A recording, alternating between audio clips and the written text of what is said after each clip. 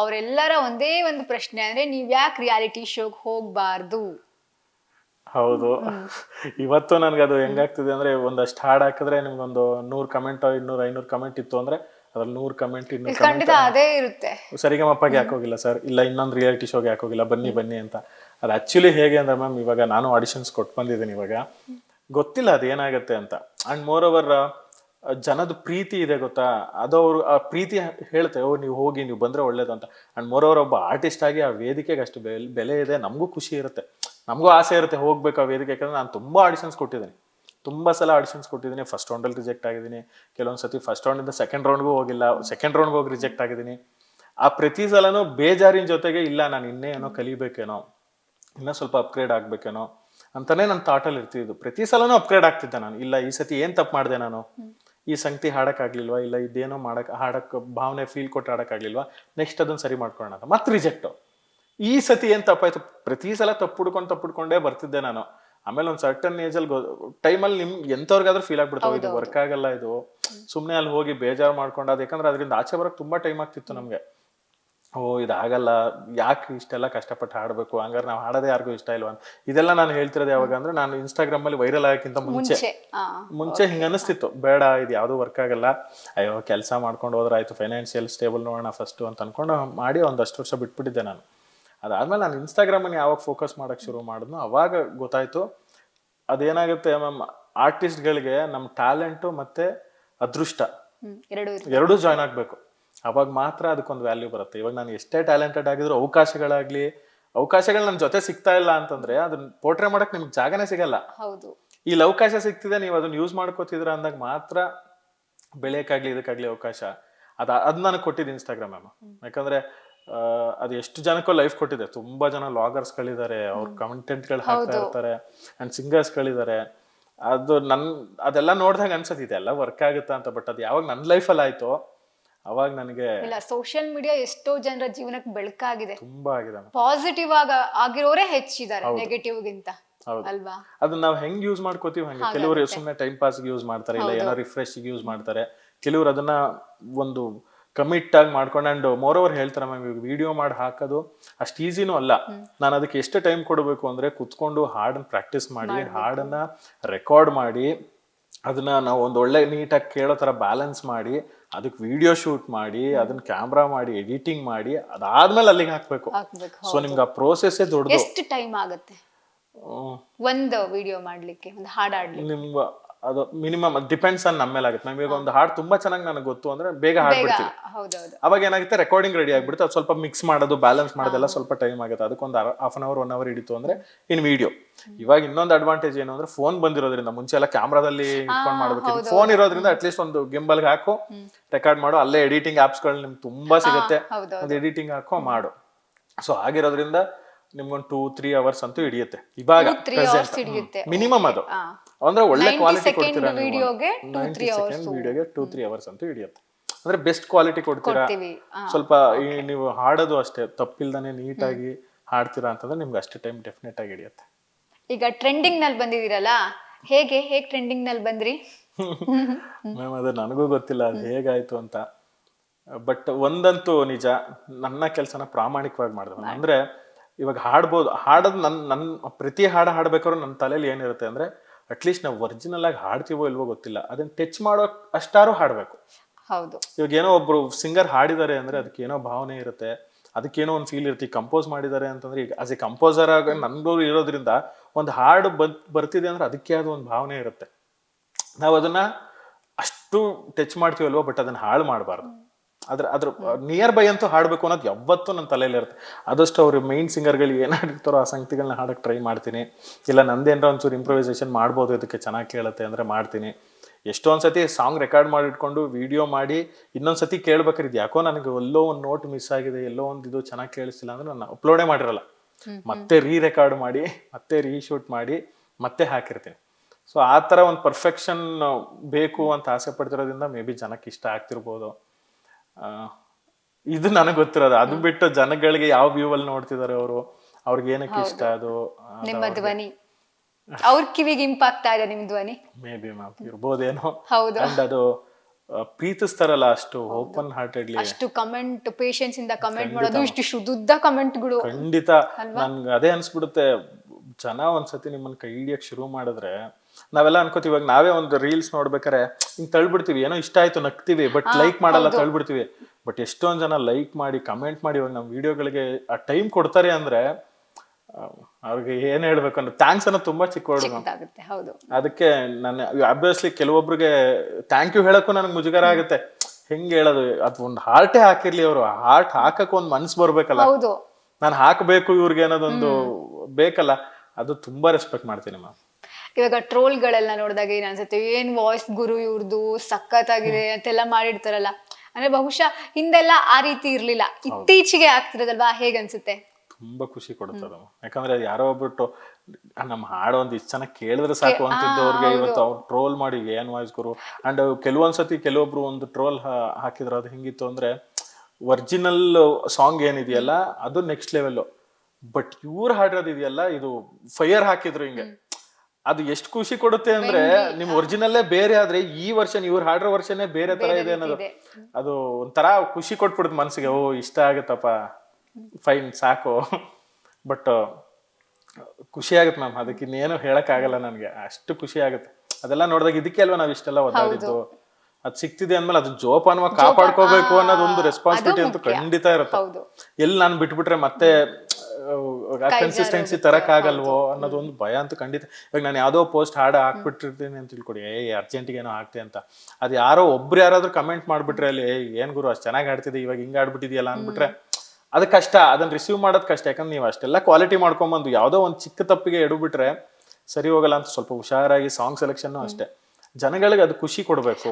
ಇದೇ ಒಂದ್ ಮೇಜರ್ ಪ್ರಶ್ನೆ, ಸಾಂಗ್ ಸೆಲೆಕ್ಷನ್ ಹೇಗ್ ಮಾಡ್ತಾರೆ? ಟ್ರೆಂಡಿಂಗ್ ಆಗ್ಲಿ ಅಂತ ಮಾಡ್ತೀರಾ, ಟ್ರೆಂಡ್ ಇರೋದೇ ಮಾಡ್ತೀರಾ, ಅಥವಾ ನಾರ್ಮಲ್ ಆಗಿ ರ್ಯಾಂಡಮ್ ಆಗಿ ಒಂದ್ ಸೆಲೆಕ್ಟ್ ಮಾಡ್ತೀರಾ, ಹೇಗೆ? ಅದೇ ನನಗ್ ಖುಷಿ ಕೊಡ್ಬೇಕು, ಹಾಡು ನನಗ್ ಹಾಡ್ಬೇಕು ಅಂತ ಕೇಳಿಸ್ಕೊಂಡಾಗ ಖುಷಿ ಆಗುತ್ತೆ. ಇವಾಗ ಫಾರ್ ಎಕ್ಸಾಂಪಲ್ ಅದೇ ಇವಾಗ ಹೇಳಿದ್ನಲ್ಲ ರಾಮಾಚಾರ್ಯ, ನಿಮ್ಗೆ ಅದು ಒಂದು 22,000 ರೀಲ್ಸ್ ಮಾಡಿದಾರೆ ಅದಕ್ಕೆ. ಅಂಡ್ ಅದ್ರಲ್ಲಿ ನಿಮಗೆ ತುಂಬಾ ಕಮೆಂಟ್ ಬಂದಿದ್ದೇನು ಅಂದ್ರೆ ಈ ಹಾಡಲ್ಲಿ ಇಷ್ಟ ಅರ್ಥ ಇದೆ ಅಂತ ನಮಗ್ ಗೊತ್ತಿರ್ಲಿಲ್ಲ, ಒಂದ್ಸಲ ಕೇಳಿಸ್ಕೊಂಡಾಗ ಏನೂ ಅನ್ಸ್ಲಿಲ್ಲ ನಮ್ಗೆ. ಬಟ್ ತುಂಬಾ ಜನ ಹಾಕಿರೋದ್ ಮೆಸೇಜ್ 100 ಸಲ ಕೇಳಿದೆ, 200 ಸಲ ಕೇಳಿದೆ, 30 ಸಲ ಕೇಳಿದೆ, 40 ಸಲ ಕೇಳಿದೆ, ಆತರ ಹಾಕಿದ್ದಾರೆ. ಅಂಡ್ ಇನ್ನೊಂದಷ್ಟು ಜನ ಈ ಹಾಡಲ್ಲಿ ಇಷ್ಟು ಲಿರಿಕ್ಸ್ ಅರ್ಥ ಇದೆ, ಇಷ್ಟು ಬಿಡ್ಸ್ ಹಾಡ್ಬೋದು, ಇದನ್ನ ಇಷ್ಟು ಚೆನ್ನಾಗಿದೆ ಅಂತ ನಮ್ಗೆ ಗೊತ್ತಿರ್ಲಿಲ್ಲ ಅಂತ ಹೇಳ್ತಾರಲ್ಲ, ಅವಾಗ ನಮ್ಗೆ ಅನ್ಸುತ್ತೆ ಇದು ಹಿಂಗೂ ಇದೆಯಾ ಹಾಡ್ಬೇಕಾದ್ರೆ. ನಮ್ಗೆ ಏನ್ ಫೀಲ್ ಇರುತ್ತೆ, ಆ ಟ್ಯೂನ್ ಚೆನ್ನಾಗಿದೆ, ರಾಗ ಚೆನ್ನಾಗಿದೆ, ಕೆಲವೊಂದ್ಸತಿ ಲಿರಿಕ್ಸ್ ಚೆನ್ನಾಗಿರುತ್ತೆ, ಹಾಡೋಣ ಅಂತ ನಾವು ಹಾಡ್ಬಿಟ್ಟಿರ್ತೀವಿ. ಲಿರಿಕ್ಸ್ ನ ನೋಡಿ ಅರ್ಥ ಮಾಡ್ಕೊಂಡು ಹಾಡ್ತೀರಾ? ಅದು ಹೌದು ಮ್ಯಾಮ್, ಯಾಕಂದ್ರೆ ಕೆಲವೊಂದು ಭಾವನೆಗಳಿರುತ್ತೆ ಅದ್ರಲ್ಲಿ, ಆ ಭಾವನೆಗಳೇ ಜನಗಳಿಗೆ ಟಚ್ ಆಗೋದು. ಈಗ ನಾವು ಆ ಭಾವನೆಗಳನ್ನ ಎಕ್ಸ್ಪ್ರೆಸ್ ಮಾಡ್ಲಿಲ್ಲ ಅಂದ್ರೆ ಕೇಳೋರ್ಗು ಅದು ಹಿತ ಅನ್ಸಲ್ಲ. ಸೊ ಹಂಗ ಹಾಡಿರ್ತೀವಿ. ನಾನು ಡೆಫಿನೆಟ್ ಆಗಿ ಈ ವಿಡಿಯೋ ನಾನು ಎಕ್ಸ್ಪೆಕ್ಟ್ ಮಾಡಿರ್ಲಿಲ್ಲ ಮ್ಯಾಮ್, ಅಂದ್ರೆ ಇಷ್ಟು ಹೋಗುತ್ತೆ ಅನ್ನೋದು ನನಗೆ ಖಂಡಿತ ಗೊತ್ತಿರಲಿಲ್ಲ. ಅದು ಯಾವಾಗ ಹೋಯ್ತು ನಾನೇ 10 ಸತಿ ಕೇಳ್ತಿದ್ದೆ, ಯಾರಾದ್ರೂ ನನಗೆ ಈ ಹಾಡು 100 ಸತಿ ಕೇಳಿದೆ ಅಂದ್ರೆ ನಾನೊಂದ್ ಸತಿ ಪ್ಲೇ ಮಾಡಿ ಕೇಳ್ತಿದ್ದೆ, ಏನಕ್ಕೆ 100 ಸತಿ ಕೇಳಿದಾರೆ ಇವರು ಇದನ್ನ ಅಂತ ಶೋರ್ ಕೇಳ್ತಿದ್ದೆ. ಆಮೇಲೆ ಓಕೆ ಇದಿಷ್ಟ ಆಗಿರುತ್ತೆ. ಕೆಲವ್ರಿಗೆ ಒಂದು ಪೋರ್ಷನ್ ಮೆನ್ಷನ್ ಮಾಡೋರು, ನನಗೆ ಈ ಲೈನ್ ಹಾಡಿರೋದು ನೀವು ತುಂಬಾ ಇಷ್ಟ, ಈ ವರ್ಡ್ ಹಾಡಿರೋದು ತುಂಬಾ ಕನೆಕ್ಟ್ ಆಗ್ಬೇಕು ಜನಕ್ಕೆ, ಲೈನ್ಸ್ ಗಳು ಕನೆಕ್ಟ್ ಆಗ್ತದೆ. ಅಂಡ್ ಕೆಲವರು ಮೆಸೇಜ್ ಮಾಡಿದ್ದು ನನ್ಗೆ ಒರಿಜಿನಲ್ ಗಿಂತ ಈ ಹಾಡು ತುಂಬಾ ಖುಷಿ ಕೊಡ್ತಿದೆ, ಅಷ್ಟಿಷ್ಟ ಆಗ್ತಿದೆ ಇದು ಅಂತ. ಅವರೆಲ್ಲ ಲೆಜೆಂಡ್ಸ್, ನನಗೆ ಅವ್ರ ದೇವ್ರು. ಅವ್ರಿಗೆ ಇವಾಗ ಜನಕ್ಕೆ ಈ ಹಾಡಿರೋದು ಇಷ್ಟ ಇದೆ ಅಂತಂದ್ರೆ ಓಕೆ, ಒಂದು ಕರೆಕ್ಟ್ ವೇಲಿ ಹಾಡ್ತಾ ಇದೀವಿ ಅನ್ನೋದೊಂದು ತೃಪ್ತಿ ಬರುತ್ತೆ. ಓಕೆ ಫೈನ್, ಇದನ್ನ ಹಾಡ್ಬೋದಾ ನಾನು ಅನ್ನೋದೊಂದು ಖುಷಿ ಸಿಗುತ್ತೆ. ಆ ಖುಷಿ ನೆಕ್ಸ್ಟ್ ಲೆವೆಲ್ ಮ್ಯಾಮ್. ಅದು ಮತ್ತೊಮ್ಮೆ ಏನಾದ್ರು ಟ್ರೆಂಡಿಂಗ್ ಅಲ್ಲಿ ಆದ್ಮೇಲೆ ಆ ಸಾಂಗ್ ನ ಕೇಳಿದ್ರ, ಒರಿಜಿನಲ್ ಸಾಂಗ್ ನ? ಕೇಳ್ತಾ ಇರ್ತೀನಿ ನಾನು, ಕೇಳ್ತಾ ಇದ್ದೀನಿ. ಆದ್ರೆ ಅಂಡ್ ನಾನು ಹಾಡ್ಬೇಕಾದ್ರು ಅಷ್ಟೇ, ಇವಾಗ ಸುಮ್ಮನೆ ಏನೋ ನನಗೇನು ಗೊತ್ತು ಅದನ್ನ ಹಾಡೋದು ತುಂಬಾ ಕಮ್ಮಿ. ನನಗೆ ತುಂಬಾ ಚೆನ್ನಾಗಿ ಗೊತ್ತಿತ್ತು ಅಂದ್ರೆ ಹಂಗೆ ಹಾಡ್ತೀನಿ, ಇಲ್ಲ ಅಂತಂದ್ರೆ ನಾನು ಹಾಡಾಕೊಂತೀನಿ ಫಸ್ಟ್. ಅದರಲ್ಲಿ ಎಲ್ಲಿ ಏನ್ ಭಾವನೆ ಕೊಟ್ಟಿದ್ದಾರೆ, ಎಲ್ಲಿ ಏನ್ ತರ ಹಾಡಿದ್ದಾರೆ, ಎಲ್ಲಿ ಸಂಗತಿ ಹಾಕಿದ್ದಾರೆ, ಎಲ್ಲಿ ಹಾಕಿಲ್ಲ, ಅದೆಲ್ಲ ಸ್ವಲ್ಪ ಅಬ್ಸರ್ವ್ ಮಾಡ್ತೀನಿ ನಾನು. ಅಲ್ಲ ಅದನ್ನೇ ಹಾಡಕ್ ಟ್ರೈ ಮಾಡ್ತೀನಿ. ತೀರಾ ಅದು ನನಗೆ ಬರ್ತಾ ಇಲ್ಲ ಅಂದ್ರೆ ನನಗೇನ್ ಬರುತ್ತೋ ಅದನ್ನ ಹಾಡ್ತೀನಿ. ಇಲ್ಲ ಮ್ಯಾಕ್ಸಿಮಮ್ ಅಲ್ಲಿಗೆ ಏನಿರುತ್ತೆ, ಯಾಕಂದ್ರೆ ಅದು ಅವರೆಲ್ಲ ತುಂಬಾ ಥಿಂಕ್ ಮಾಡಿ ಯೋಚನೆ ಮಾಡಿ ಹಾಡ್ಬಿಟ್ಟಿರ್ತಾರೆ. ನಾವ್ ಅದನ್ನ ಫಾಲೋ ಮಾಡಿದ್ರೆ ಸಾಕು. ಅಂಡ್ ನಾನು ಆ ಕೆಲಸ ಮಾಡ್ತೀನಿ ಮ್ಯಾಮ್, ಆದಷ್ಟು ಫಾಲೋ ಮಾಡ್ತೀನಿ. ಇಲ್ಲ ಇನ್ನೊಂದೇನೋ ನನಗೆ ವೆರೈಟೀಸ್ ಇಲ್ಲಿ ಹಾಕ್ಬೋದು ಅಂತ ನನ್ನ ಮನಸ್ಸಿಗೆ ಅನ್ನಿಸ್ತು ಅಂದ್ರೆ ಸೊ ಆ ಇಂಪ್ಲಿಮೆಂಟೇಷನ್ ಮಾಡ್ತಿದ್ದೆ. ಇವಾಗ ಯಾರೇ ಒಬ್ರು ಪಾಪ್ಯುಲರ್ ಆಗ್ಬೇಕು ಅಂತಂದ್ರೆ ಕುಟುಂಬದ ಒಂದು ಸಪೋರ್ಟ್ ಬಹಳ ಮುಖ್ಯ ಆಗುತ್ತೆ. ನಮ್ಮ ನೆರೆಹೊರೆಯವರು, ಸ್ನೇಹಿತರ ಸಪೋರ್ಟ್ ನಿಮಗೆ ಯಾವ ರೀತಿ ಇದೆ? ನನ್ಗೆ ಆ ವಿಷಯದಲ್ಲಿ ಆಮ್ ಲಕ್ಕಿ ಮ್ಯಾಮ್. ಯಾಕಂದ್ರೆ ಮನೆಯಲ್ಲಿ ಪ್ರಾಬ್ಲಮ್ಸ್ ಇತ್ತು, ಇವಾಗ್ಲೂ ಇದೆ, ಇಲ್ಲ ಅಂತಿಲ್ಲ. ಮಿಡಲ್ ಕ್ಲಾಸ್ ಫ್ಯಾಮಿಲಿನೇ ನಮ್ದು. ಇವಾಗ ನಾನೇನ್ ನಮ್ಮ ಊರು ಒಳೆನ್ಸಪುರ ಅಂತ ಹೇಳೋದಲ್ಲ, ಅಲ್ಲಿ ಇವತ್ತು ನಮ್ದಿರೋದು ಗೌರ್ಮೆಂಟ್ ಕೊಟ್ಟಿರೋ ಮನೆನೇ, ಅಲ್ಲೇ ಇರೋದು. ಬಟ್ ನಿಮಗೆ ಕೆಲವೊಂದ್ಸತಿ ಏನಾಗುತ್ತೆ, ಬಡತನ ಎಲ್ಲಾನು ಕಲಿಸ್ಬಿಡುತ್ತೆ. ಅವತ್ತು ನಮ್ಮ ತಂದೆ ಗುರುಗಳ ಹತ್ರನೇ ನನ್ನ ಹಾಕಿದ ಉದ್ದೇಶ ಅವ್ರಿಗೆ ಫೀಸ್ ಕೊಡೋಕ್ಕೂ ಅಷ್ಟಿರ್ಲಿಲ್ಲ. ಯಾಕಂದ್ರೆ ನಮ್ಮಪ್ಪ ಟೈಲರು ಅಂಡ್ ಮ್ಯೂಸಿಷಿಯನ್. ಎಲ್ಲೋ ಹೋಗ್ತಿದ್ರು, ಒಂದು $100 ಕೊಡ್ತಿದ್ರು. ನಾನು ಚಿಕ್ಕ ಹುಡುಗನ ಇದ್ದಿದ್ದ ಕಾಲಕ್ಕೆ ಕೊಡ್ತಿದ್ರು ಅಷ್ಟು. ಅದ್ರಲ್ಲಿ ಅವ್ರ ಮನೆ ನಡೆಸೋದೇ ಕಷ್ಟ. ಇನ್ನು ನನಗೆ ಆಸೆ ಇವನ್ನೂ ಕಲಿಸ್ಬೇಕು ಮಾಡಬೇಕು ಅನ್ನೋದು ಅವ್ರಿಗೆ ಆಸೆ ಇದ್ರು ಅವರು ಕೊಡೋಕ್ಕಿರ್ಲಿಲ್ಲ. ಬಟ್ ನಮ್ಮ ತಂದೆ ಯಾವತ್ತೂ ಬಿಡ್ತಿರ್ಲಿಲ್ಲ, ಸಂಗೀತ ಕಲಿ ಕಲಿ ಕಲಿ ಕಲಿ ಅಂತ ಅವ್ರ ಗುರುಗಳ ಹತ್ರನೇ ಸೇರಿಸ್ತಿದ್ರು, ಅವ್ರ ಹತ್ರನೇ ಹೋಗ್ತಿದ್ವಿ, ಕಲಿತಿದ್ವಿ. ಅದು ನನಗೆ ಹೆಂಗಾಯ್ತು ಅಂದ್ರೆ, ಇಲ್ಲ ಫೈನಾನ್ಷಿಯಲಿನೂ ಸ್ಟೇಬಲ್ ಇರಬೇಕು ಜೀವನದಲ್ಲಿ. ಯಾಕಂದ್ರೆ ಇದೆಲ್ಲ ನೋಡಿ ಸಾಕಾಗಿತ್ತಲ್ಲ. ಒಂದೊಂದು ದಿನಕ್ಕೂ ಒದ್ದಾಡಿದೀವಿ. ಯಾವತ್ತೋ ನನಗಿವಾಗ ಏನೋ ಒಂದು ಐಟಮ್ ಬಜ್ಜಿನೇ ಏನೋ ತಿನ್ಬೇಕು ಅನ್ಸಿದ್ರೆ ಸಡನ್ ಆಗಿ ಮಾಡ್ಕೊಡಮ್ಮ ಅಂದ್ರೆ ಇರ್ತಿರ್ಲಿಲ್ಲ ಮನೇಲಿ. ಅಲ್ಲೆಲ್ಲೋ $5 ಹೋಗಿ ಸಾಲ ಇಸ್ಕೊಂಬರೋದು, ಇಲ್ಲ ಅಂಗಡಿಲಿ ಬರ್ಸ್ಬಿಟ್ಟು ತರ್ತಿದ್ರು, ಅದನ್ನೇನೋ ತಂದ್ಬಿಟ್ಟು ಮಾಡ್ಬಿಟ್ಟು ಇಲ್ಲಿ ಕೊಡ್ತಾ ಇದ್ರು.